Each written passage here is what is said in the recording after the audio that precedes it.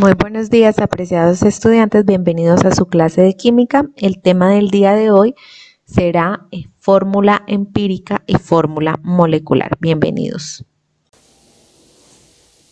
Bien, chicos, entonces, como les decía, en la clase de hoy vamos a ver la diferencia y vamos a poder conocer en qué consiste una fórmula química empírica y una fórmula molecular.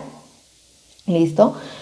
Vamos a ver las diferencias, vamos a ver básicamente cómo de una sacamos la otra. ¿Por qué? Porque en las otras clases, más adelante, vamos a poder sacar de la composición porcentual de un compuesto, que recuerdan que fue el tema anterior que vimos, vamos a poder sacar estas fórmulas. ¿Listo? Entonces, bien, chicos, vamos a arrancar. Vamos a definir qué es una fórmula empírica, qué es una fórmula molecular. Primero vamos a ver que una fórmula molecular de un compuesto es como esa fórmula detallada, ¿sí? Como esa fórmula real en donde nos dicen el número de átomos y los tipos de átomos. Siempre la fórmula molecular me va a definir eso, ¿sí? Cuántos átomos hay, el número y qué tipos de átomos son, es decir, cuáles elementos están presentes en esa fórmula. Ahora, chicos, la fórmula empírica es una fórmula en la que nos reducen esa expresión de la fórmula molecular, ¿sí? Sí, nos dicen qué tipos de átomos existen, pero no nos dicen detalladamente cuál es el número. Bien, entonces la fórmula empírica nos dice el tipo de átomos, es decir, los elementos que componen ese compuesto, pero no nos dice detalladamente el número de átomos. Hay una reducción de esa expresión de la fórmula molecular. Para que lo podamos entender, vamos a ver el primer ejemplo. Entonces, en el primer ejemplo, chicos, vamos a tomar un compuesto orgánico, que es el siguiente. Este compuesto se llama benceno y es un compuesto, como les decía, de naturaleza orgánica. ¿Qué nos quiere decir esto? Vamos a borrar el nombre para que no nos sirva para confusión. ¿Qué nos quiere decir esto, chicos? Que este compuesto, esta molécula está compuesta por 6 átomos de carbono y 6 átomos de hidrógeno. ¿Listo? Esto sería como tal detalladamente la fórmula molecular. Ahora vamos a ver a partir de la fórmula molecular cómo encontramos la fórmula empírica. Entonces la fórmula empírica de este compuesto, de este benceno, sería la siguiente. CH, ¿sí? Nos dice los elementos que lo componen y ustedes me dirán, profe, pero ¿a dónde se fueron los subíndices? ¿Qué pasó con esa relación? Entonces, digamos que la fórmula empírica lo que nos hace es reducir ese número de átomos conservando la misma condición, es decir, que por cada átomo de carbono hay un átomo de hidrógeno. ¿Por qué? Porque eso es lo que nos dice acá. Si acá hay 6 átomos de carbono y 6 átomos de hidrógeno, quiere decir que por cada uno hay uno del otro elemento. Esto es lo mismo que nos dice acá. Por cada átomo de carbono hay un átomo de hidrógeno. ¿Listo? Nos ha reducido el número. ¿Cómo se hace? O ¿cómo lo pudiéramos entender? Yo no sé si ustedes se acuerdan en matemáticas cuando nosotros teníamos un formulario, cuando teníamos un número fraccionario, los profes nos han enseñado algo que se llama reducir la expresión o dividirlo para dejar la mínima expresión. Entonces, por decir, usted para dejarlo en un número, en un fraccionario más pequeño, podría sacar la mitad, ¿sí? Entonces, la mitad de 12 sería 6, la mitad de 12 sería 6. Ahora también podría sacar la mitad o dividir en 2. La mitad de 6 es 3, la mitad de 6 es 3, ¿sí? Y este mismo fraccionario sería 3 tercios, incluso podríamos sacarle la tercera a ese 3, ¿sí?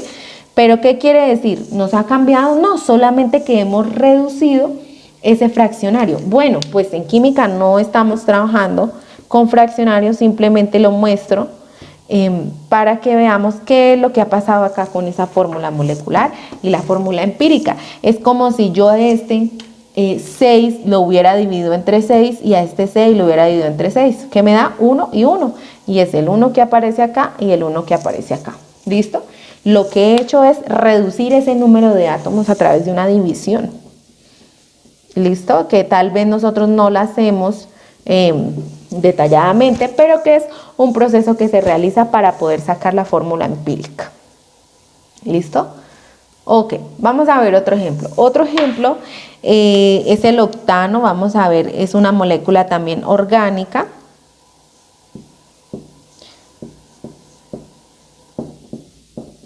Entonces, en esta molécula tenemos que hay 8 carbonos y hay 18 hidrógenos. ¿Listo? Entonces, ¿cómo podemos escribir esta misma fórmula? O no esta misma fórmula, sino esta misma molécula, este mismo compuesto acá, de forma empírica. Entonces, la fórmula empírica de este compuesto sería la siguiente. También CH porque está compuesta de carbono, está compuesta de hidrógeno, pero ¿qué pasaría? ¿Qué puedo hacer yo con estos números? Yo puedo sacar mitad de estos números, ¿cierto? Si yo divido 8, lo divido en 2 y esto lo divido en 2, me daría 4 acá, ¿cierto? Y me daría 18 dividido en 2, me daría 9, ¿verdad? Entonces, la fórmula empírica, voy a borrar esto para que no nos genere distractor, la fórmula empírica de este octano sería ¿qué? C4 y H9. Solamente estoy reduciendo. Eso es lo que hacemos en la fórmula empírica. Ahora, chicos, bueno, vamos a ver un último ejemplo de este tipo. A ver si nos cae por aquí. Vamos a ver, vamos a empezar acá.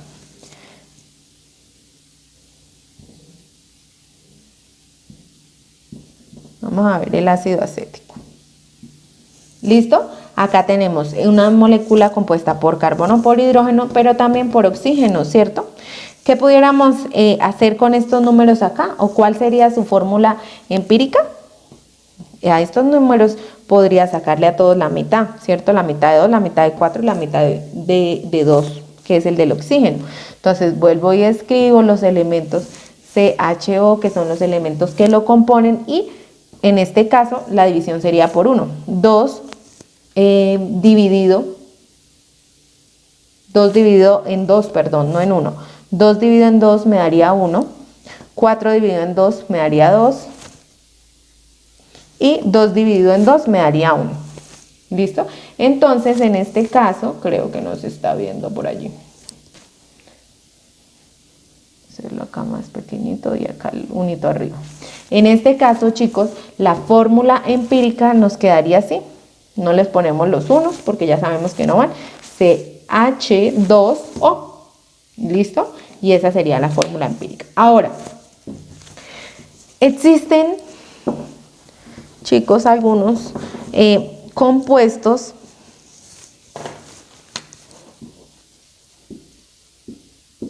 como es en este caso que nosotros, bueno, vamos a escribirlo, vamos a escribirla a este lado.